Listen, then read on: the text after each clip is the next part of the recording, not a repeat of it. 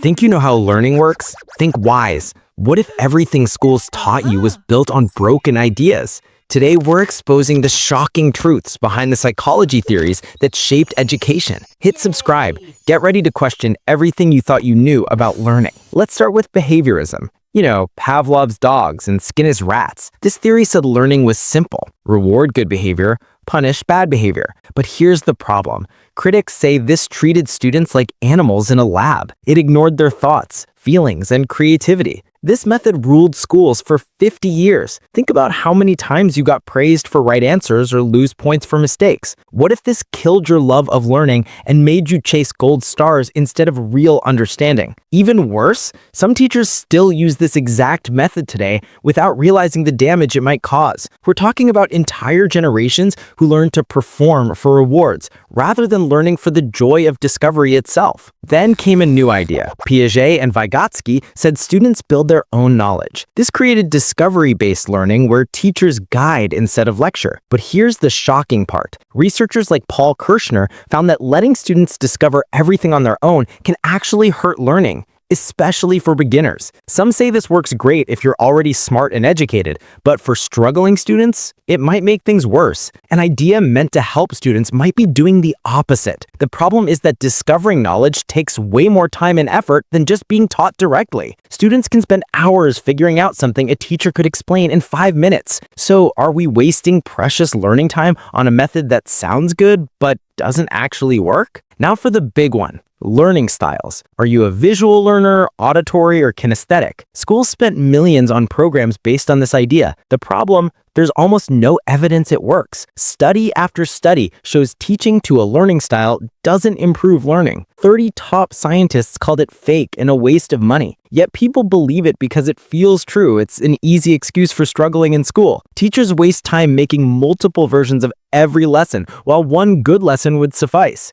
Students use it as a crutch, saying, I can't learn this way, instead of facing challenges. The myth has been debunked for over 20 years, yet it's still taught. Now for Howard Gardner's multiple intelligences. Word smart, number smart, music smart, body smart, and more. Everyone's smart in their own way, right? But research in intelligence challenges this. There's no strong evidence that these separate types exist. People good at one skill are often good at others too. Did this appealing theory let us say, Johnny's just not a math person, instead of helping him improve? Telling kids they're smart in different ways sounds nice, but it might give them permission to quit on hard subjects. While the idea feels good, it could unintentionally harm student growth and achievement over time. Here's something wild. What if rewards and praise actually kill your natural desire to learn? Researcher Edward Deci found that when you reward people for stuff they already enjoy, their inner drive drops. Schools give stickers, grades, and awards, all outside rewards. Are we creating kids who only work when there's a prize? What happens when the rewards stop?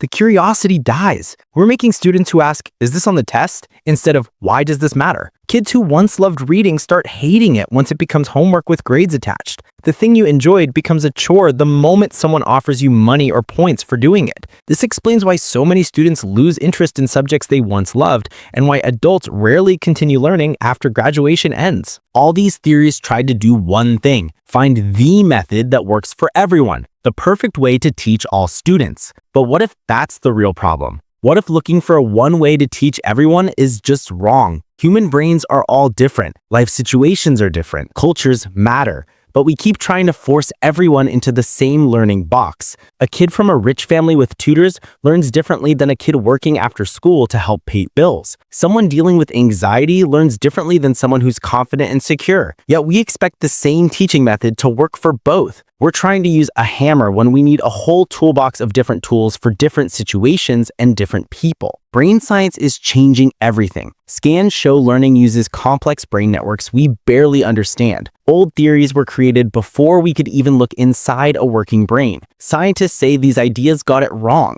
They couldn't explain how brains grow, why they differ, or how emotions affect memory. Teaching was basically guesswork, like fixing a car blindfolded. Now watching brains learn in real time reveals most of what we thought was incomplete or wrong. Remember gold stars and rewards from Act 1? Brain scans show they activate the same reward centers as addiction. We weren't motivating students, we were training them like Pavlov's dogs, blindly following outdated psychology. Most major learning theories came from Western white male scientists studying Western students, but we applied them everywhere, ignoring cultural differences. Native teaching methods, Eastern school ideas, and group learning traditions were dismissed. What if these works for everyone theories only fit one culture? In some places, learning happens quietly by watching elders. In others, it's through debate and questions. Some cultures value group success over individual achievement. Yet we forced one approach on all students and wondered why it failed. Remember Johnny from Act 4?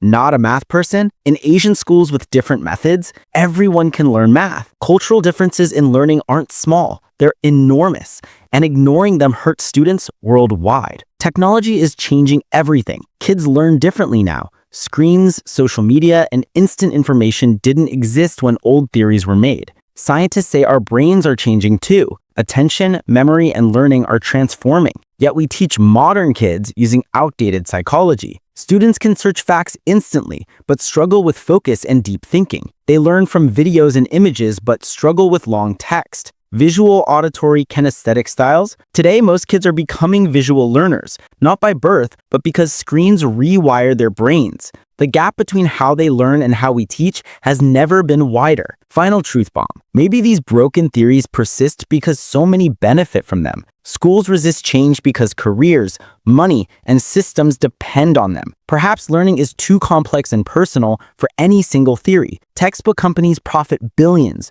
Professors build careers. Administrators design entire systems around them. Admitting they're wrong means admitting wasted decades and money, so we keep using them, pretending they work, and failing students. We still rely on grades from behaviorism, confusing discovery learning, and non-existent learning styles. The system protects itself, even knowing it's broken, and that's the scariest part. That's the uncomfortable truth here at Think Wise. These theories changed how we see ourselves as learners. What do you think? Drop a comment and subscribe for more mind-opening videos. Until next time, keep questioning, keep learning, stay wise.